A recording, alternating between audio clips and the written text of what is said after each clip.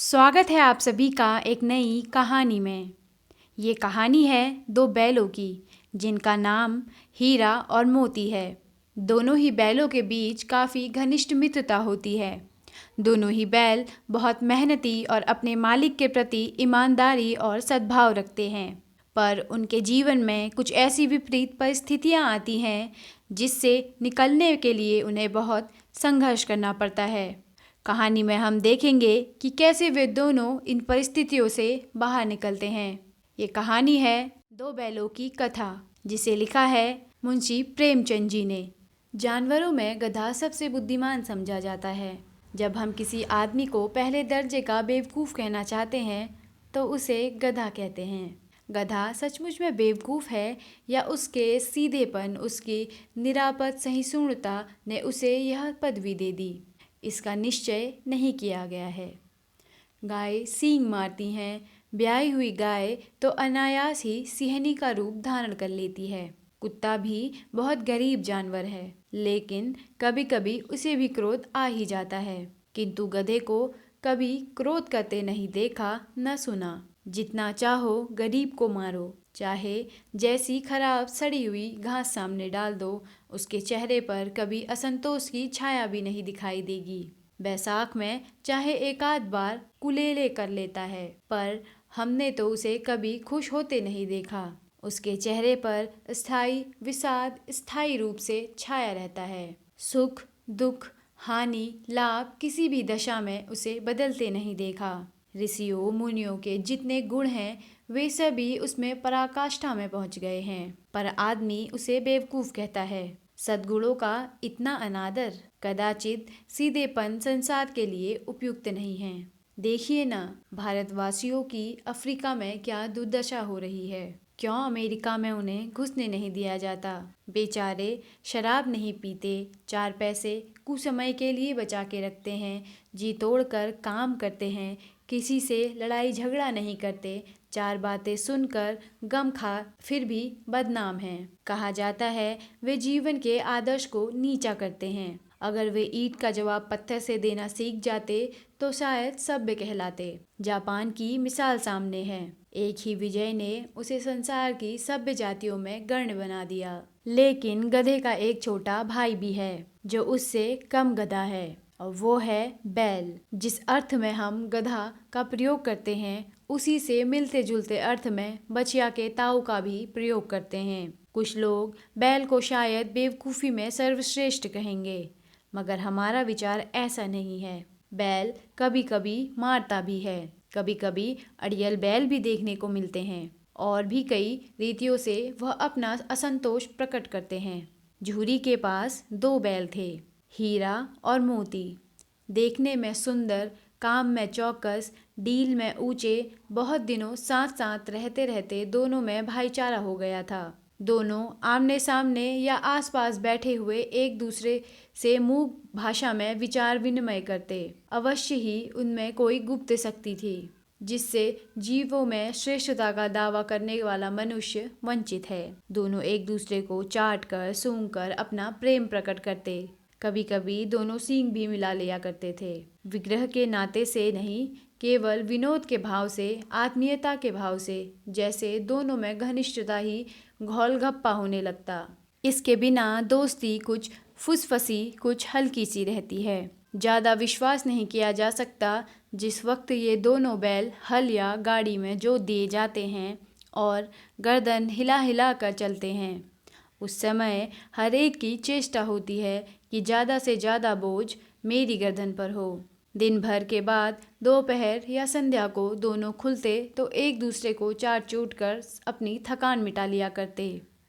नाद में खली भूसा पड़ जाने के बाद दोनों साथ उठते, साथ नाद में मुंह डालते और साथ ही बैठते। एक मुंह हटा लेता तो दूसरा भी हटा लेता। संयोग की बात, झूरी ने एक बार गोई को ससुराल भेज दिया। बैलों को क्या मालूम वे कहाँ भेजे जा रहे हैं। समझे मालिक ने हमें बेच दिया। अपना यों बेचा जाना उन्हें अच्छा लगा या बुरा कौन जाने, पर झूरी के साले गया को घर तक गोई ले जाने में दांतों पसीना आ गया। पीछे से हाँकता तो दोनों दाएं बाएं भागते, पगिया पकड़कर आगे से खींचता तो दोनों पीछे की ओर जोर लगाते, मारता तो दोनों सींग नीची करते हुए हुंकारते। अगर ईश्वर ने उन्हें बाणी दी होती तो झूरी से पूछते, तुम हम गरीबों को क्यों निकाल रहे हो? हमने तो तुम्हारी सेवा करने में कोई कसर नहीं उठा रखी। अगर इतनी मेहनत से काम न चलता और काम लेते, हमें तो तुम्हारी चाकरी में मर जाना कबूल था। हमने कभी दाने चारे की शिकायत नहीं की। तुमने जो कुछ खिलाया वह सर झुकाकर खा लिया। फिर तुमने हमें इस जालिम के हाथ क्यों बेच दिया? संध्या समय दोनों बैल अपने नए स्थान पहुँचे। दिन भर के भूखे थे, लेकिन जब नाद में लगाए गए तो एक ने भी उसमें मुंह नहीं डाला। दिल भारी हो रहा था। जिसे उन्होंने अपना घर समझ रखा था वह आज उनसे छूट गया। नया घर, नया गांव, नए आदमी उन्हें बेगाने से लगते। दोनों ने अपनी मूक भाषा में सलाह की, एक दूसरे को कनखियों से देखा और लेट गए। जब गांव में सोता पड़ गया तो दोनों ने जोर मारकर पगाहा तोड़ डाले और घर की ओर चले। पगहे बहुत मजबूत थे। अनुमान न हो सकता था कि कोई बैल उन्हें तोड़ सकेगा, पर इन दोनों में इस समय दूनी शक्ति आ गई थी। एक एक झटके में रस्सियां टूट गई।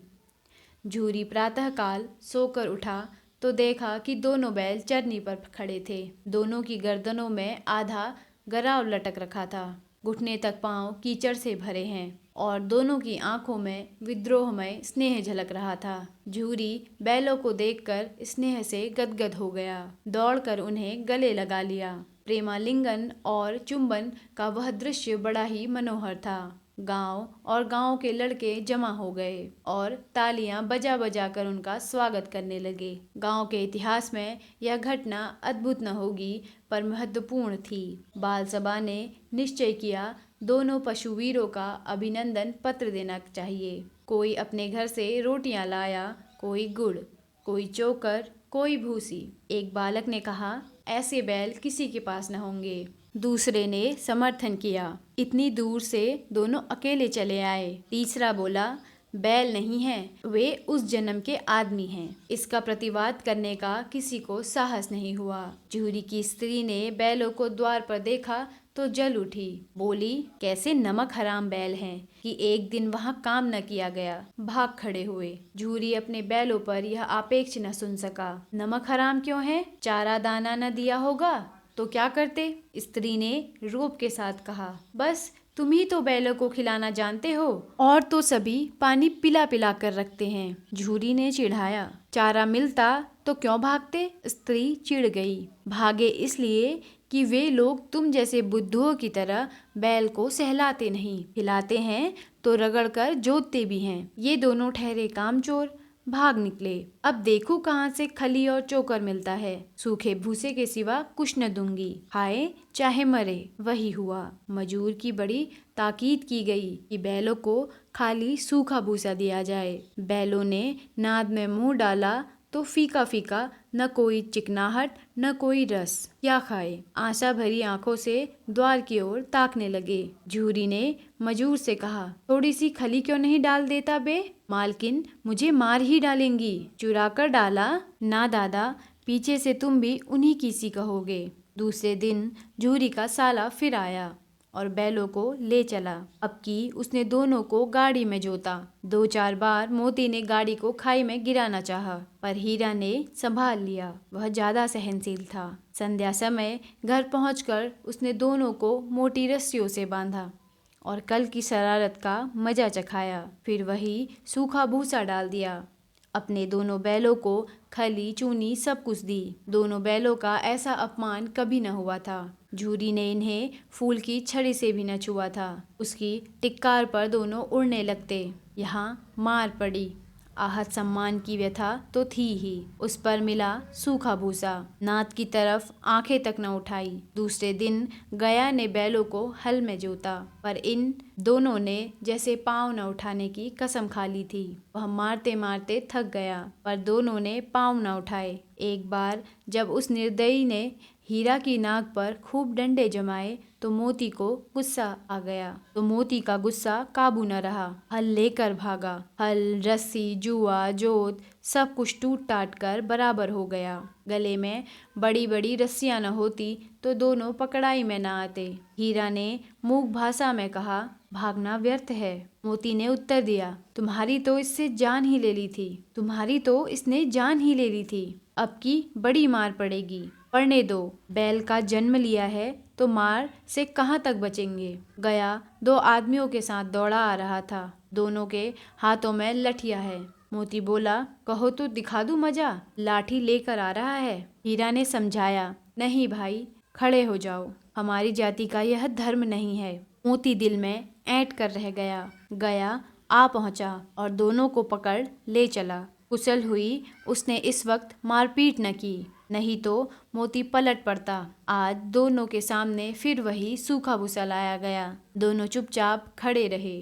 घर में लोग भोजन करने लगे। उसी वक्त छोटी सी लड़की 2 रोटियां लाई, दोनों के मुंह में देकर चली गई। उस एक रोटी से इनकी भूख तो क्या ही शांत होती, पर दोनों का हृदय मानो भोजन से भर गया हो। यहाँ भी किसी सज्जन का वास है। लड़की भैरों की थी, उसकी माँ मर चुकी थी। सौतेली माँ उसे मारती रहती थी, इसलिए इन बैलों से एक प्रकार से उसे आत्मीयता हो गई थी। दोनों दिन भर जाते, डंडे खाते, अड़ते, शाम को थान पर बांध दिए जाते और रात को वही बालिका उन्हें 2 रोटी खिला जाती। प्रेम के इस प्रसाद की यह बरकत थी कि 2-2 गाल सूखा भूसा खाकर भी दोनों दुर्बल न होते थे, मगर दोनों की आंखों में रोम रोम में विद्रोह भरा हुआ था। एक दिन मोती ने मूक भाषा में कहा, अब तो नहीं सहा जाता हीरा, क्या करना चाहते हो? एक आध को सींगों पर उठाकर फेंक दूंगा, लेकिन जानते हो, वह प्यारी लड़की जो हमें रोटियां खिलाती हैं, उसी की लड़की है जो इस घर का मालिक है। यह बेचारी अनाथ हो जाएगी तो मालकिन को फेंक दूं? वही तो इस लड़की को मारती है। लेकिन औरत जात पर सींग चलाना मना है, यह भूल जाते हो। तुम तो किसी तरह निकलने ही नहीं देते। बताओ, तुड़ाकर भाग चले? हाँ, यह मैं स्वीकार करता, लेकिन इतनी मोटी रस्सी टूटेगी कैसे? इसका एक उपाय है। पहले रस्सी को थोड़ा चबा लो, फिर एक झटके में जाती है। रात को जब बालिका रोटियां खिलाकर चली गई तो दोनों रस्सियां चबाने लगे, पर मोटी रस्सी मुंह में न आती थी। बेचारे बार बार जोर लगाकर रह जाते थे। सहसा घर का द्वार खुला और वह लड़की निकली। दोनों सिर झुकाकर उसका हाथ चाटने लगे। दोनों की पूंछें खड़ी हो गई। उसने उनके माथे सहलाए और बोली, खोल देती हूँ, चुपके से भाग जाओ, नहीं तो ये लोग मार डालेंगे। आज घर में सलाह हो रही है कि इनकी नाकों में नाट डाल दी जाए। उसने गौराव खोल दिया और दोनों चुप खड़े रहे। मोती ने अपनी भाषा में पूछा, अब चलते क्यों नहीं? हीरा ने कहा, चले तो, लेकिन कल इस अनाथ पर आफत आ जाएगी, सब इसी पर संदेह करेंगे। सहसा बालिका चिल्लाई, दोनों फूफा वाले बैल भागे जा रहे हैं। ओ दादा, दादा, दोनों बैल भागे जा रहे हैं। ओ दादा, दादा, दोनों बैल भागे जा रहे हैं, जल्दी दौड़ो। गया हड़बड़ाहट में भीतर से निकला और बैलों को पकड़ने चला। वे दोनों भागे। गया ने पीछा किया और भी तेज हुए। गया ने शोर मचाया, फिर गांव के कुछ आदमियों को भी साथ लेने के लिए लौटा। दोनों मित्रों को भागने का मौका मिल गया। सीधे दौड़ते चले गए, यहाँ तक कि मार्ग का ज्ञान न रहा। जिस परिचित मार्ग से आए थे उसका यहाँ पता न था। नए नए गांव मिले। तब दोनों एक खेत के किनारे खड़े होकर सोचने लगे, अब क्या करना चाहिए। हीरा ने कहा, मुझे मालूम होता है राह भूल गए हैं। तुम भी बेतहाशा भागे, वहीं उसे मार गिराना था। उसे मार गिराते तो दुनिया क्या कहती। वह अपने धर्म छोड़ दे, लेकिन हम अपना धर्म क्यों छोड़ें। दोनों भूख से व्याकुल हो रहे थे। खेत में मटर खड़ी थी, चरने लगे। रह रह कर आहट लेते, कोई आता तो नहीं। जब पेट भर गया, दोनों ने आजादी का अनुभव किया तो मस्त होकर उछलने कूदने लगे। पहले दोनों ने डकार ली, फिर सींग मिलाए और एक दूसरे को ठेकने लगे। मोती ने हीरा को कई कदम पीछे हटा दिया, यहाँ तक कि वह खाई में गिर गया। तब उसे भी क्रोध आ गया, संभल कर उठा और मोती से भिड़ गया। मोती ने देखा कि खेल में झगड़ा हुआ चलता है, तो किनारे हट गया। अरे यह क्या, कोई सांड दौड़ता चला आ रहा है। हाँ, सांड ही है, वह सामने आ पहुंचा। दोनों मित्र बल के झांके रहे थे। सांड पूरा हाथी था, उसे भिड़ना जान से हाथ धोना है, लेकिन न भिड़ने पर तो जान बचती नजर नहीं आती। इन्हीं की तरफ आ भी रहा था। इतनी भयंकर सूरत है, मोती ने मूक भाषा में कहा। बुरे फंसे, जान बचेगी, कोई उपाय सोचो। हीरा ने चिंतित स्वर में कहा। अपने घमंड में फूला हुआ है, आरजू विनती न सुनेगा। भाग क्यों न चलें? भागना कायरता है, तो फिर यहीं मरो। बंदा तो 9 2 11 होता है, और जो दौड़ाए तो फिर कोई उपाय सोचो जल्द। उपाय यह है कि उस पर दोनों जने एक साथ चोट करेंगे। मैं आगे से रेक देता हूँ, तुम पीछे से रेक दो। उसी समय कांजी हाउस का चौकीदार लालटेन लेकर जानवरों की हाजिरी लेने आ निकला। हीरा का उद्दंड रूप देखकर उसे कई डंडे रसीद किए और मोटी रस्सी से बांध दिया। मोती ने पड़े पड़े कहा, आखिर मार खाई? क्या मिला? अपने बूते भर जोर तो मार दिया। ऐसा जोर मारना किस काम का कि बंधन और पड़ जाए। जोर तो मारता ही जाऊंगा, चाहे कितने ही बंधन पड़ जाए। जान से हाथ धोना पड़ेगा, कुछ परवाह नहीं, क्यों भी तो मरना ही है। सोचो, दीवार खुद जाती तो कितने जान बच जाती। इतने भाई यहाँ बंद हैं, किसी की देह में जान नहीं है। 2 4 दिन यही हाल हमारा रहा तो मर जाएंगे। हाँ, यह बात तो है। अच्छा, तो ला फिर मैं भी जोर लगाता हूँ। मोती ने भी दीवार पर सींग मारा। थोड़ी सी मट्टी गिरी और फिर हिम्मत बढ़ी। फिर तो वह दीवार में सींग लगाकर इस तरह जोर लगाने लगा मानो किसी प्रतिद्वंदी से लड़ रहा है। आखिर कोई 2 घंटे की जोर आजमाई के बाद दीवार ऊपर से लगभग एक हाथ भर गिर गई। उसने दूनी शक्ति से दूसरा धक्का मारा तो आधी दीवार गिर पड़ी। दीवार का गिरना था कि अधमरे से पड़े हुए सभी जानवर चेत उठे। तीनों घोड़ियां सर पर भाग निकली, फिर बकरियां निकली, इसके बाद भैंस भी खसक गई और गधे अब भी ज्यों के त्यों खड़े थे। हीरा ने पूछा, तुम दोनों क्यों नहीं भाग जाते? एक गधे ने कहा, जो कहीं फिर पकड़ लिए जाएं तो क्या हरज है, अभी तो भागने का अवसर है। हमें तो डर लगता है, हम यहीं पड़े रहेंगे। आधी रात से ऊपर जा चुकी थी। दोनों गधे अभी तक खड़े सोच रहे थे कि भागे या ना भागे, और मोती अपने मित्र की रस्सी तोड़ने में लगा हुआ था। जब वह हार गया तो हीरा ने कहा, तुम जाओ, मुझे यहीं पड़ा रहने दो, शायद कहीं भेंट हो जाए। मोती ने आंखों में आंसू लाकर कहा, तुम मुझे इतना स्वार्थी समझते हो? हीरा, हम और तुम इतने दिनों एक साथ रहे हैं, आज तुम विपत्ति में पड़ गए तो मैं तुम्हें छोड़कर अलग हो जाऊं? हीरा ने कहा, बहुत मार पड़ेगी, लोग समझ जाएंगे यह तुम्हारी शरारत है। मोती ने गर्व से बोला, जिस अपराध के लिए तुम्हारे गले में बंधना पड़ा, उसके लिए अगर मुझे मार पड़े तो क्या चिंता, इतना तो हो ही गया। 9 10 प्राणियों की जान बच गई, वे सब तो आशीर्वाद देंगे।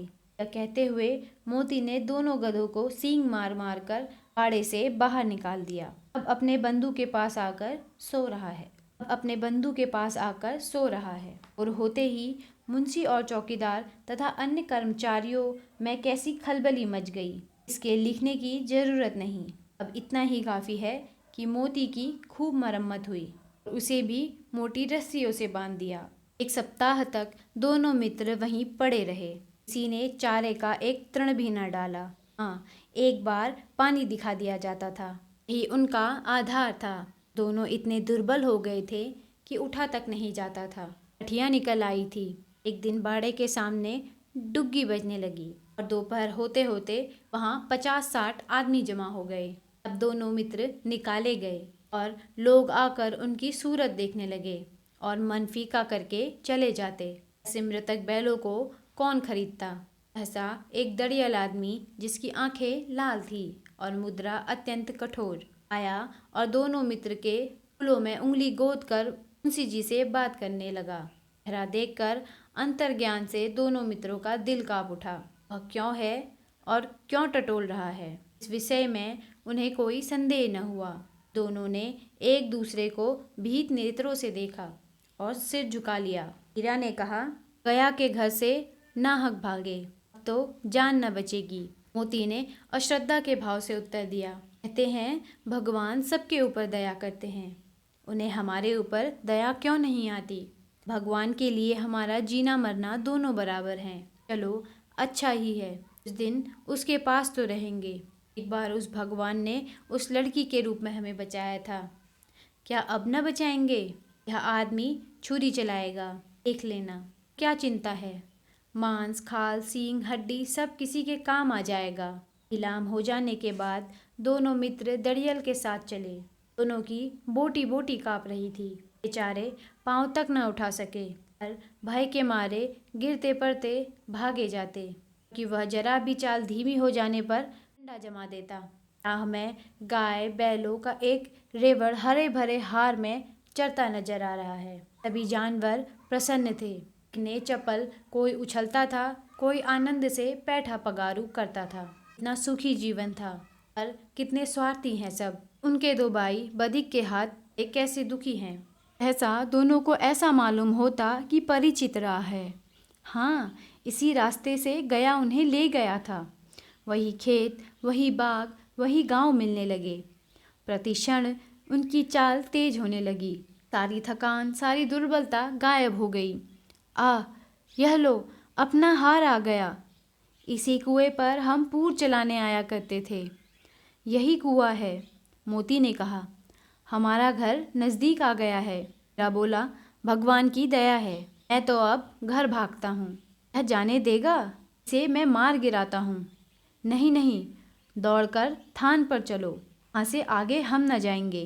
दोनों उन्मत्त होकर बछड़ों की भांति कुलेले करते घर की ओर दौड़े।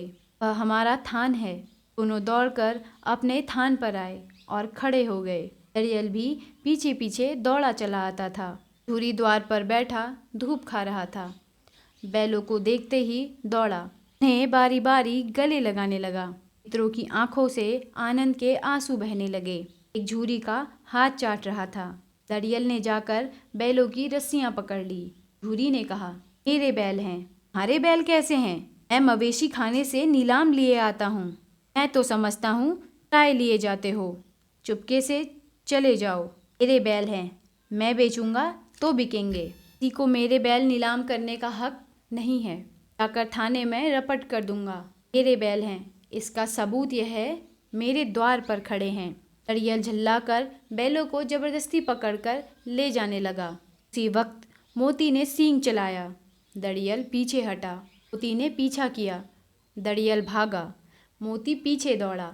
गांव के बाहर निकल जाने पर वह रुका और खड़ा दड़ियल का रास्ता वह देख रहा था। दड़ियल दूर से खड़ा धमकियां दे रहा था, गालियां निकाल रहा था, पत्थर फेंक रहा था और मोती विजय शूर की भांति उसका रास्ता रोके खड़ा था। गांव के लोग यह तमाशा देखते थे और हंसते थे। जब दड़ियल हार कर चला गया तो मोती अकड़ता हुआ लौटा। हीरा ने कहा, मैं तो डर गया था कि कहीं तुम गुस्से में आकर मार न बैठो। अब ना आएगा, आएगा तो दूर से ही खबर लूँगा, देखूं कैसे आता है। जो गोली मरवा दे मर जाऊँगा, पर उसके काम ना आऊँगा। हमारी जान कोई जान ही नहीं समझता, इसलिए कि हम इतने सीधे हैं। जरा देर में नादों में खली भूसा चोकर दाना भर दिया गया और दोनों मित्र खाने लगे। झूरी खड़ा दोनों को सहला रहा था। वह उनसे लिपट गया। झूरी की पत्नी भी भीतर से दौड़ी दौड़ी आई। उसने आकर दोनों बैलों के माथे चूम लिए।